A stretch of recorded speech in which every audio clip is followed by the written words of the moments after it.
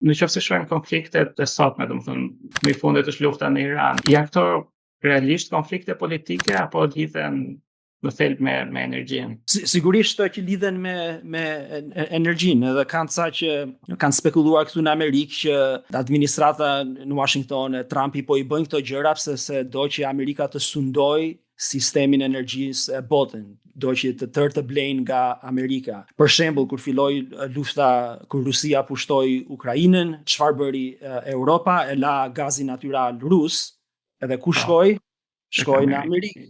Shkoi në Amerikë që të blej. Ç'po bën Venezuela tani? Po i shes Amerikën naftë. Është një teori që ekziston për këtë. Tani nuk e di se kjo teoria i shpjegon të tëra.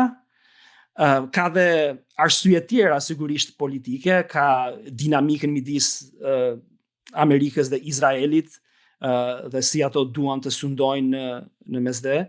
So jo të tëra është luftë për energjinë, po sidomos kur po flen për Iranin, Irakun e Arabinë Saudite, këto vende, energjia është kryesore sepse këto janë çfarë këto kombe përdorin që të marrin dollar.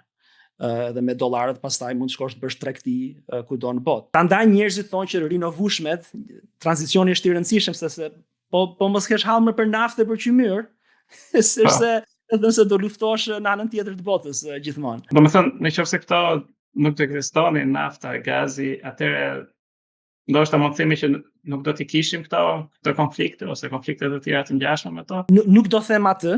Okay. Ajo është shumë e fortë sepse edhe për rinovueshmet prap duhet të ekstraktosh minerale, të shkosh në minerat të ti marrësh, do kesh prap tensione, domethënë për burimet natyrore. S'është se këto tensione do ikin fare. Ajo është abstraksion koti. Njerëzit gjithmonë do kenë konflikte në një farë mënyre ose tjetër.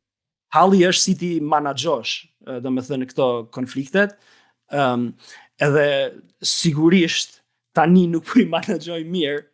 Edhe nafta është një gjë që e bën të tërë këtë situatë ndërkombëtare më të rrezikshme.